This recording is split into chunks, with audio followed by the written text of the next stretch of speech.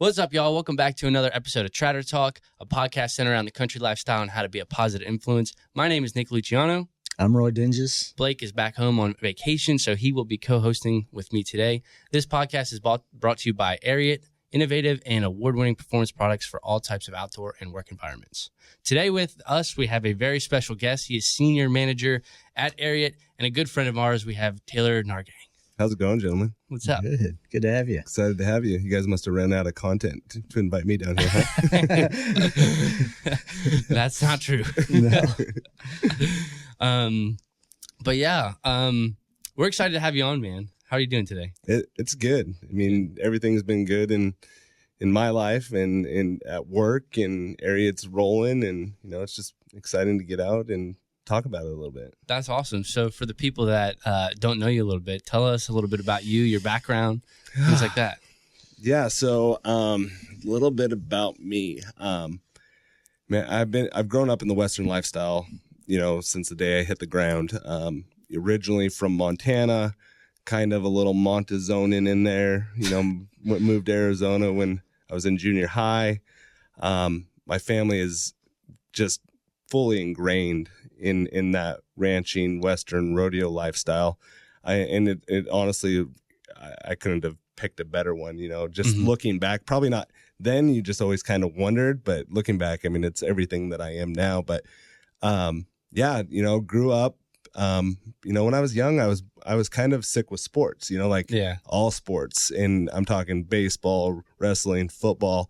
But I'd always had, that Western lifestyle in me, but it was more of, like a had to versus a want. Yeah. And, but just one day it kind of switched in me, and, I couldn't get enough of, roping and rodeoing and steer wrestling. And, so all through junior high and high school, I just really dug deep, and, my family is super competitive. Super competitive family. I'm one of four, and I'm the oldest.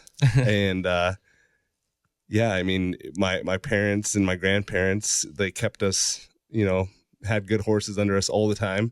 They weren't, high dollar horses, but they made sure we had good bloodlines, and and we were always told, the horse has the ability, but you have to make it what it is and get the most out of it. And we just always had great horses, and my parents always felt like it was a better investment than rehab. So I was super competitive through high school.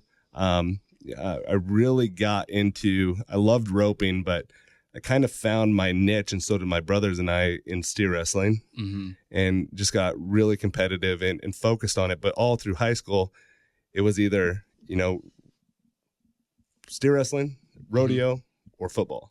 Yeah. Like we would get up every morning, take care of horses, go to school, football practice, come home, practice, rodeo. And then usually, he'd have a big Friday night lights football game, then get up the next morning and go to a high school rodeo. So, and it's been fun, it's been a fun experience, and had some great successes. And, it definitely builds a competitiveness in you that is super important, but just good, just build a solid foundation. That's awesome. That's awesome. So speaking of all that background, you said you found, your love for it, that started in high school. And then how did that carry on like later? Like, where'd you go to college and stuff like that? Yeah. So,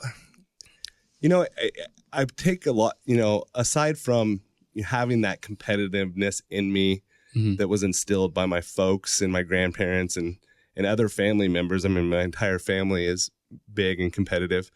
But I think I found, once you get a taste of that blood for winning, I mean, you can't get enough of it. I mean, just wanting to win and seeing what, the fruits of your labor brings, and knowing that you can't do it without just getting after it day in and day out and being super focused, definitely spurred that. Yeah. I mean, I found my, in steer wrestling, again, I roped, but steer wrestling, I just loved it. I was good at it. My folks got me with the best trainers and athletes that are, in the sport. And I learned the right way the first time. I think that's very important, especially in the sport of rodeo, is go to somebody that can teach you the right way the first time. Don't want to develop those bad habits. And, I was successful through high school. Made it to the national high school finals twice. My brother and I were always head to head. I think he kicked my butt twice for the state championship. But then I went on to college. My family was offered full ride scholarships for rodeo. We all went to the same college. I actually played college football and rodeoed. That was hard. That sounds difficult. Yeah, that was really hard. But then I later figured out, I'm like, I just want to rodeo. I'm not going to be a pro football player. Yeah. So I rodeoed and just got super confident, but I was dedicated. I was driving to go practice with the right people. I was, plowing through snowstorms in Montana. I went to school in Montana at the University of Montana Western. And I couldn't get enough of it. And I had some great success in, the region, the Big Sky region of college rodeo. And then finally my senior year, I was able to walk away with a college national championship in steer wrestling. And life was perfect. It's like I'm busting it, and I'm seeing the fruits of my labor. I just kind of felt like, nothing. I just super mentally strong, Yeah. And so then I after that, I decided I had a great, while I was in college, I had a great job working for a corporate ranch in Montana as the marketing director. Oh, cool. And I actually had left that because, I wanted to go rodeo, and it didn't take long. I was successful, but I didn't love it. I didn't crave being on the road.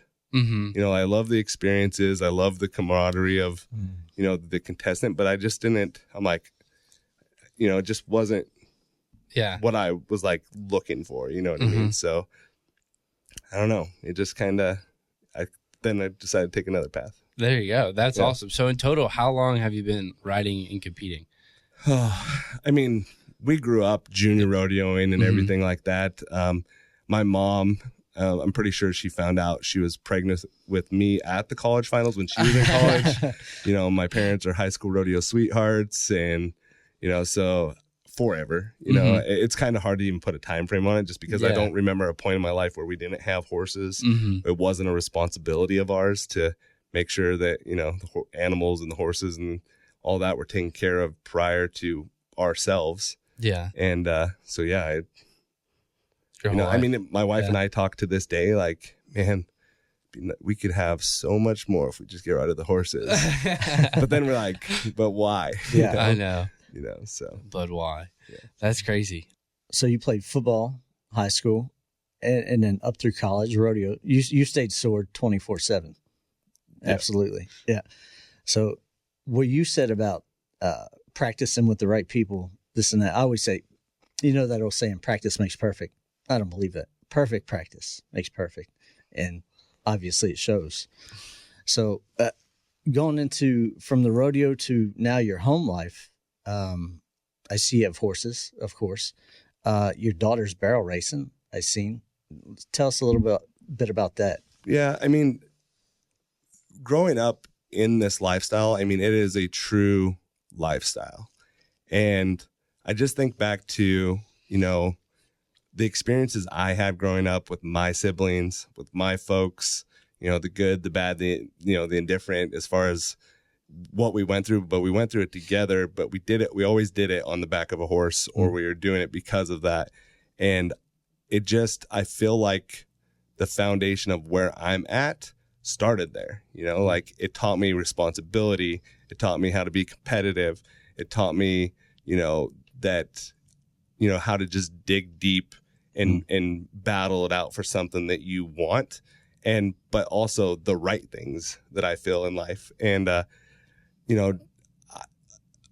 it's crazy because my kids are starting to get to the point where they're interested. My daughter, she's running barrels. My wife also is a barrel racer, and she grew up high school rodeoing and college rodeoing and everything like that. But I'll tell you, like, there's nothing scarier in the world than putting your little girl on the back of, this fire breathing dragon and telling them to go run 3 barrels,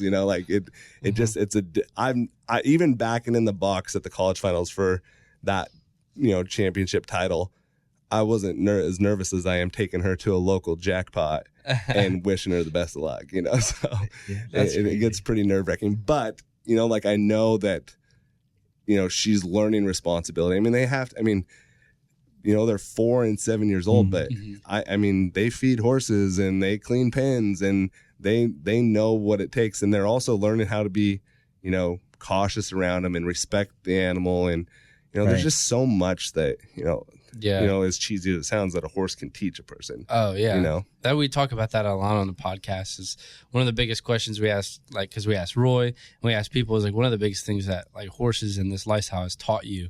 And everybody says it's always responsibility. It's patience. It's like the key things in life that like are like vital. Like you pretty much need them to be successful too.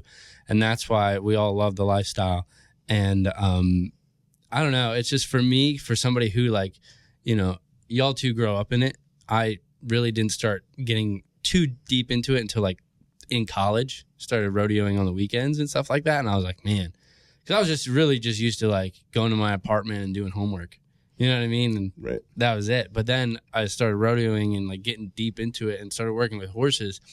And it's so crazy how like this horse that I first learned to ride, his name is Charger. He's out of Dash for Cash bloodline. So he's a really good horse. And him and his mom pretty much taught me everything I needed to know. And I had kind of a bad temper at the time. And like, cause I was similar to you. Like I played baseball, I played football. I was used to a ball in my hand, right? I wasn't used to like something like, you could control. Right? Yeah, exactly. Like you can control every aspect of that ball. But then when you're like a horse is underneath you and it doesn't listen, like, my temper, it was just a different side of me that I never even knew existed. And it just taught me like the craziest patience They're in the most world. Humbling creatures on the planet. I know. They are. Yeah. And forgiving. Exactly. Yeah. It's so crazy. Like, and it's just like, even the connection you can have with a horse, like they're just like, they can hear your heartbeat from 5 feet away, 6 feet away. It's like, totally. It's insane. But even on top of the horse, like, you know, even the point you made about coming into the Western lifestyle late, like, but how welcoming is it? Like, it's such a welcoming, great lifestyle to grow up in, you know, and or just be around. And it doesn't matter, you know, at what point you decide to enter the lifestyle. Like, I mean, if you get after it and you respect, you know, the values and the morals that we all do, like, it's so welcoming, and people are gonna, you know, lay their life down for you, you know? Exactly. And that's one thing we do talk about too, is like, you get caught up in like how cowboy you are, but dude, the people, like, if you want to learn, everybody's going to be there to lend a hand completely. You know what I mean? So so I've watched a couple videos that you've posted on social media, and your daughter, she looks pretty fearless. She's pretty handy. Yeah, she is, from what I see. She's pretty handy, but I think the best thing that ever happened with her at a young age is she didn't get bucked off, but she fell off. Because prior to that, like, she thought she was, you know, fearless and that she was untouchable. But it's one of those things that, you know, that I always look at as like, you have to allow your kids to do dangerous things carefully. Right. Yeah. And, you know, like, you as a parent, it's your responsibility to, you know, make sure that the backside of things are safe and, you know, they're on good horses and they're, you know, the best case scenario is going to happen. But you also need them to learn and respect and stuff like that. But yeah, no, she's fearless. She's sassy. But she also, it's funny because she's enjoyed it, but it hasn't been until recently to where it's like, there's a fire to where now like I can see it brewing. Yeah. And I'm just like, hey, calm down. Like, even before she runs, like, I'll have to like, are you still breathing? Like, and she's just like focused. And I'm like, all right, well, now we just need to, you know, contain that and put it in the right direction. So it's fun. It's just awesome, you know. And I have a 4-year-old little boy that, you know, he likes to ride, but only if he can pack a sword or a bow and arrow. So we're kind of living through that phase right now.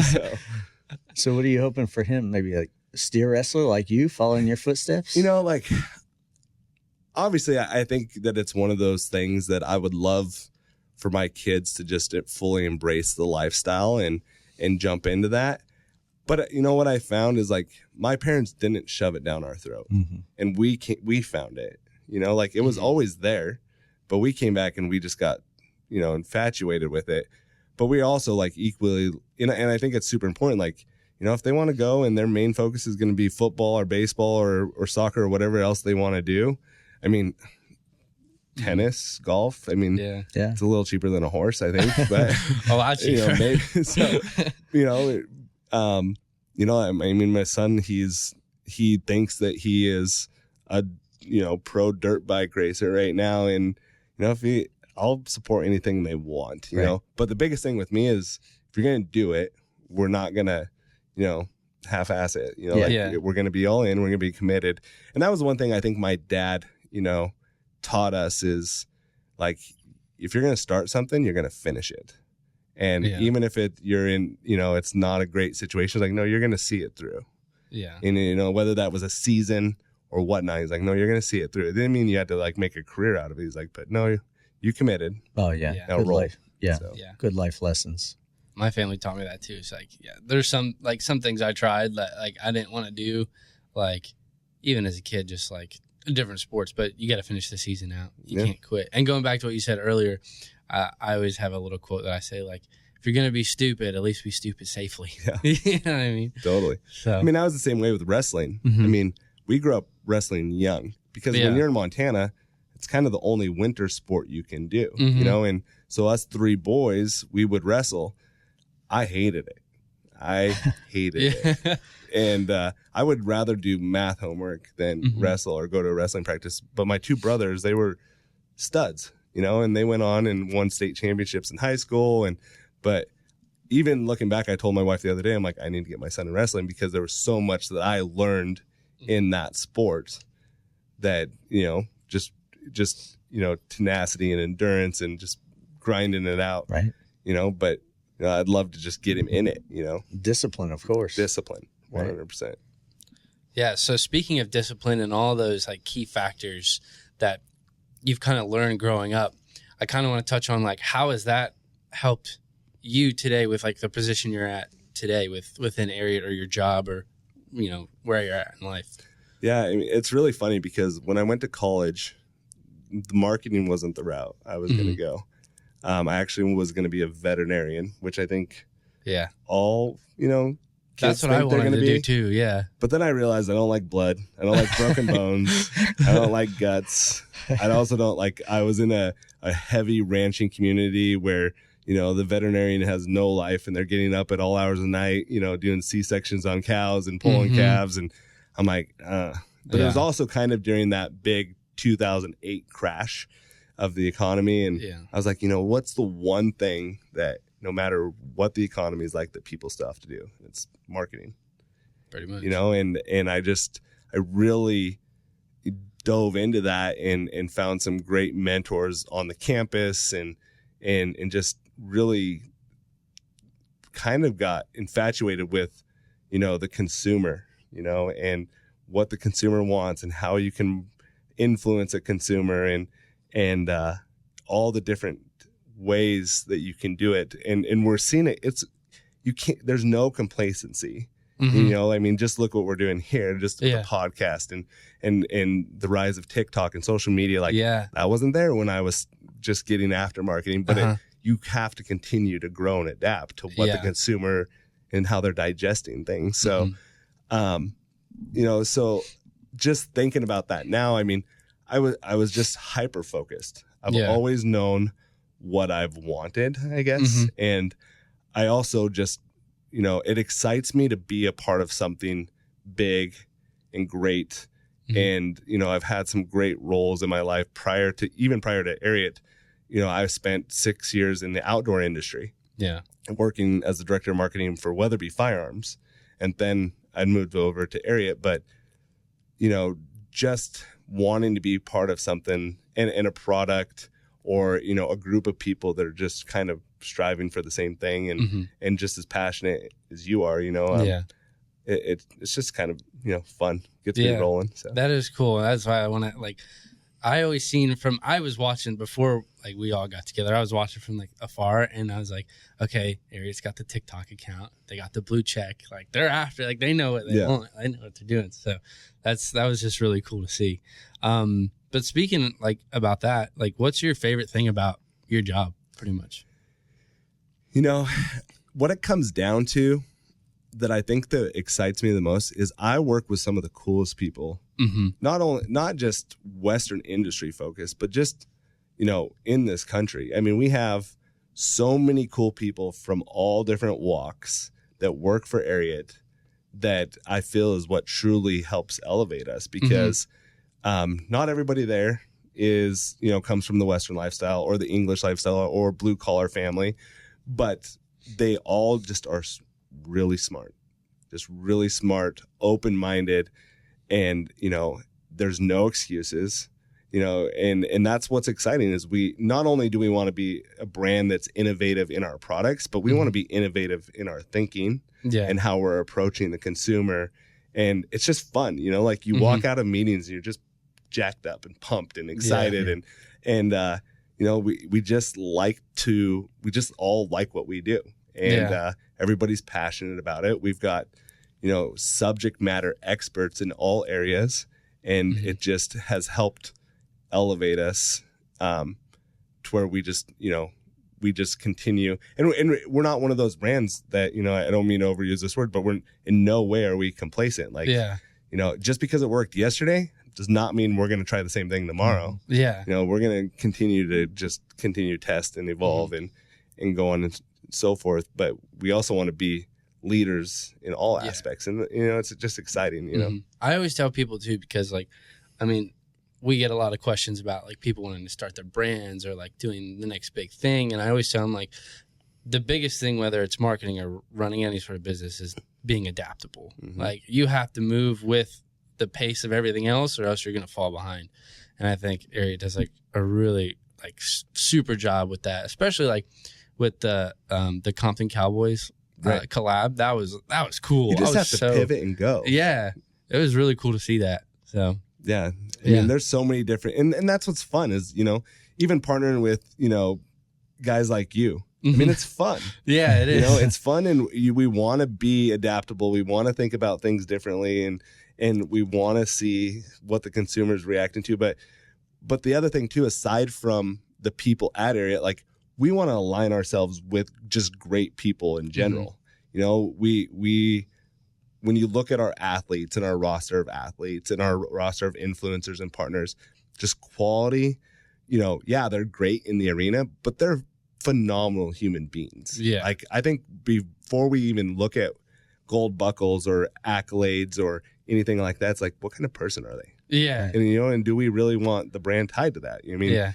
You know, we just want to be aligned with good humans. That's awesome. I love that. So speaking of that and being aligned with us, we're very social media influenced. What are your thoughts on social media in the Western industry? I mean, talk about just like a fruit for the taking. I mean, right? The Western consumer and the Western industry is so hungry for content. It really is. So hungry for content to where they'll grapple onto good or bad content. But they also like, and if it's done right, which, you know, now we're seeing more coming into the space, but there's still room to do that. And that's what you guys have done so well, is you've really tapped into that Western consumer. But yeah, I mean, the industry's kind of always been behind those kinds of trends.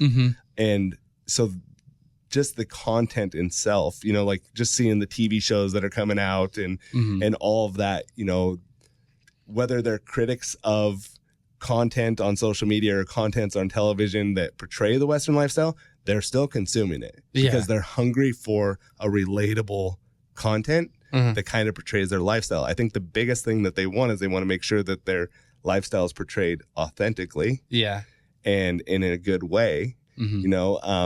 But yeah, I mean, I think they're also really hungry too, because I think now more than ever, I don't want to say that like, I mean, Yellowstone has been like a huge hit, where it's like a lot of people like realize like how cool the lifestyle is through. Yeah, it's a production. That's a great documentary, right? About Montana. Yeah, about Montana. But yeah, I think there's a lot more people now than ever that actually want to like try out the lifestyle or get into it. So they're also hungry for content that is like like educational, if that makes sense.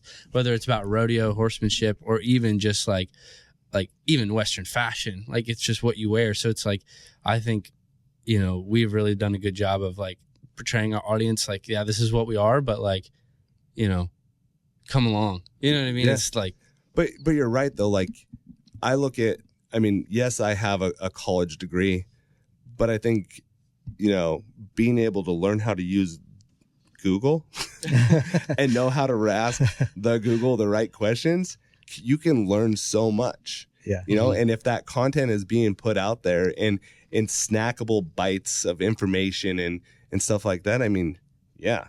I mean, talk about an easy way to influence an industry and provide that, you know, fulfill that hunger that they have. We talked about rodeo and the Western lifestyle, and you said it doesn't matter what age you come to the Western lifestyle. It's huge. You can come at any age. So what would be some advice that you would give to anybody that wants to come into this world, you know, in the Western lifestyle, rodeo, whatever it may be? You know, it kind of reminds me of a story.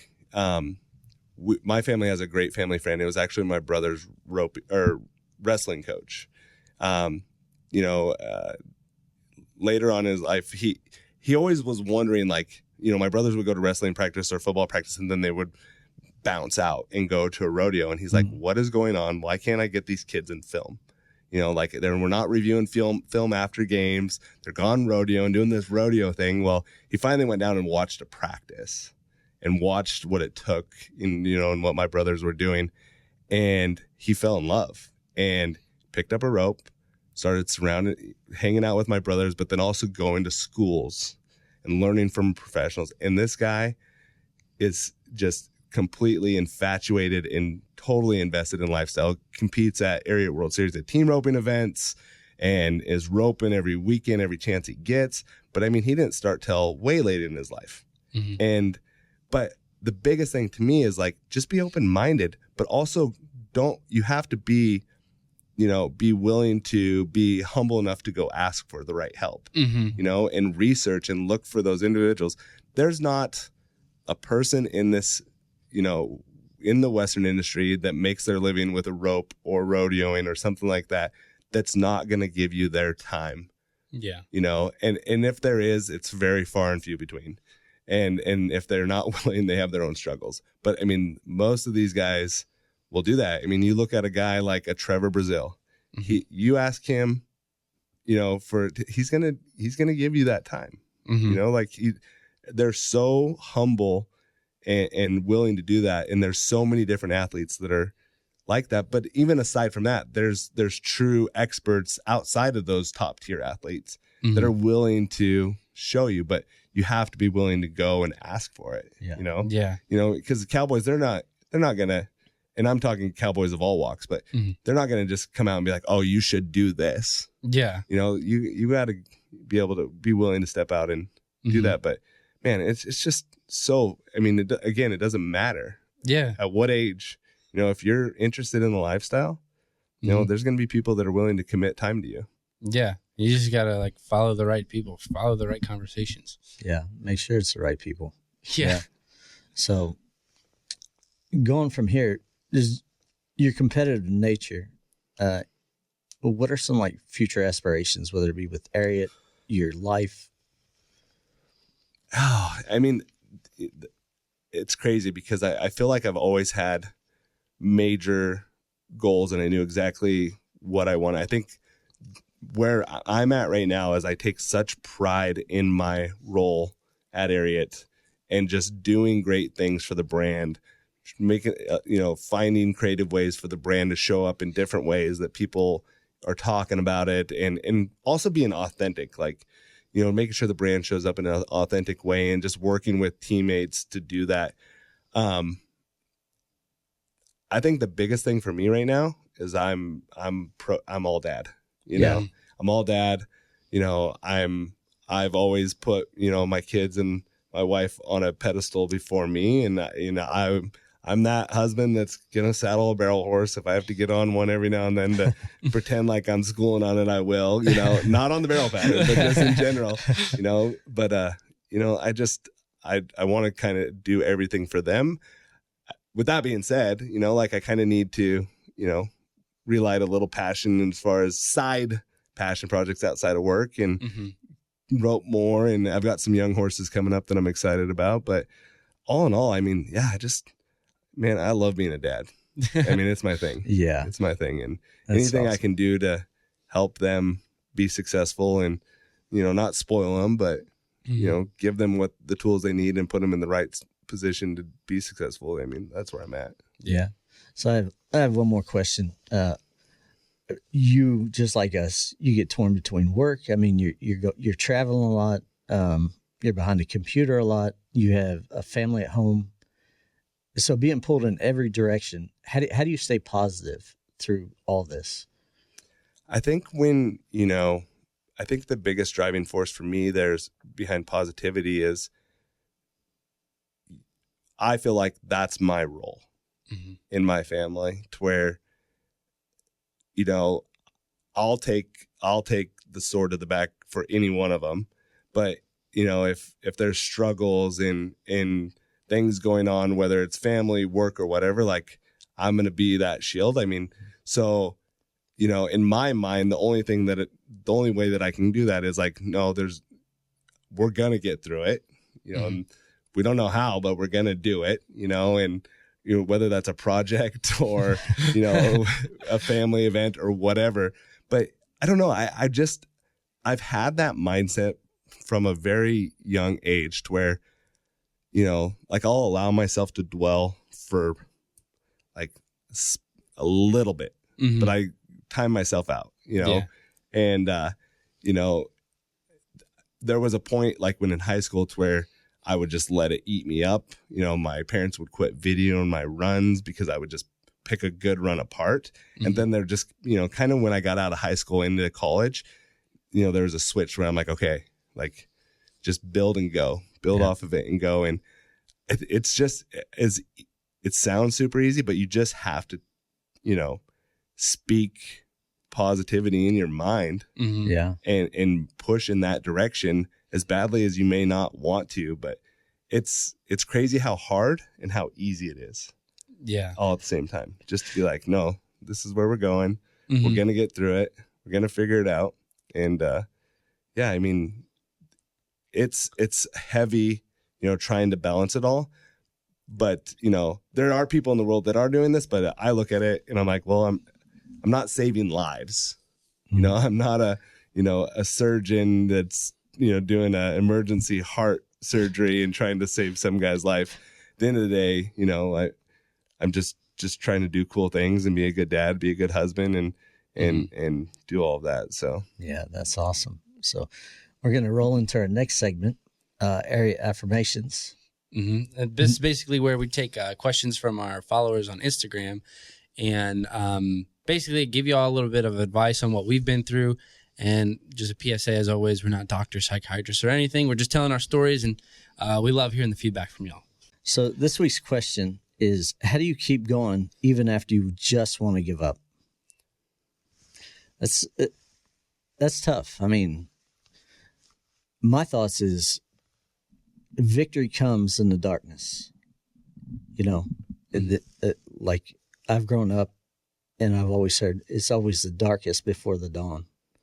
So you have to focus on the light at the end of the tunnel because there is hope.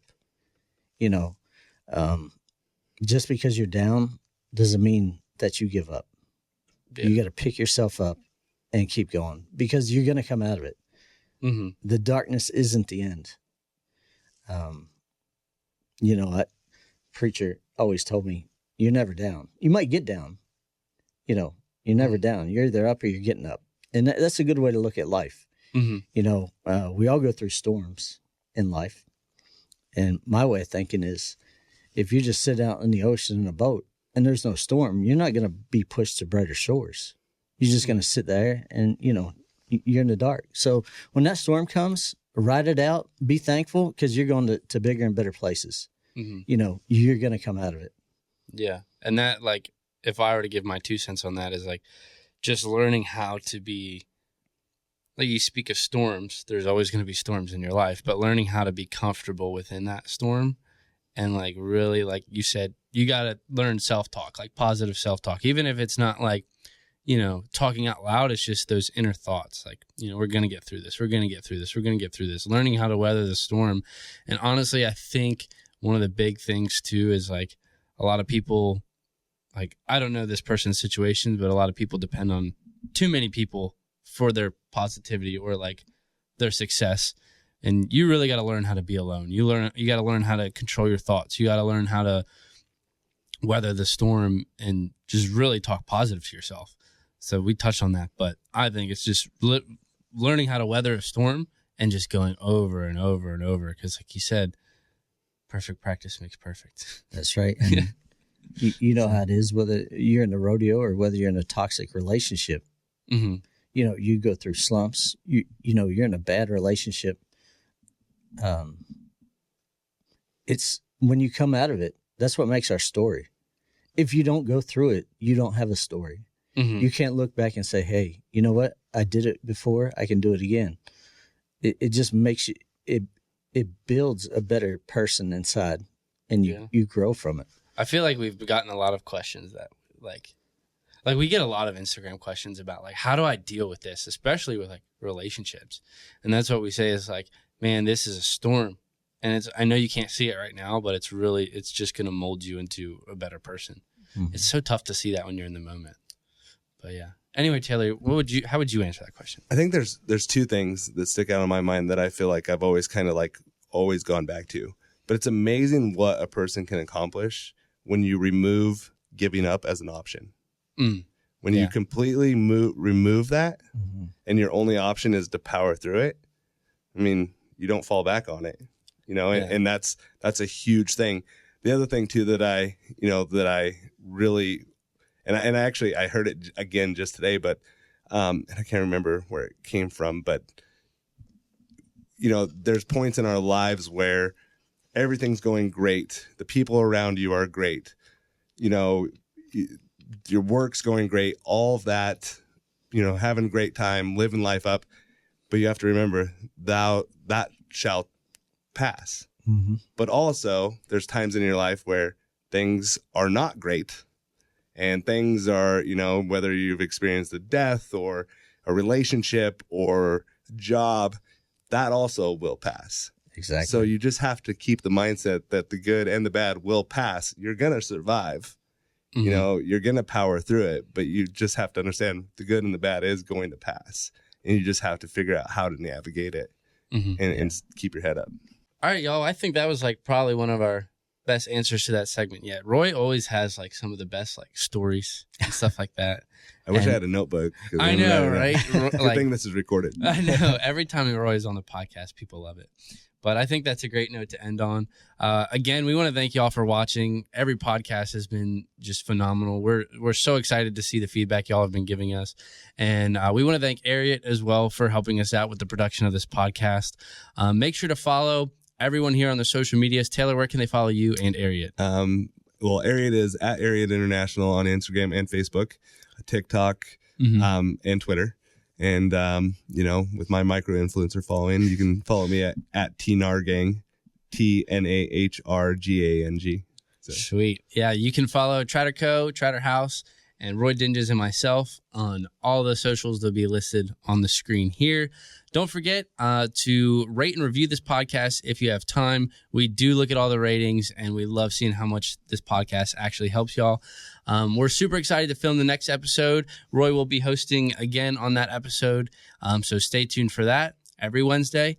And I'll do the tagline this time because Blake's not here. But don't forget to smile every day. And know your worth. Oh, there you go. We'll see y'all in the next episode.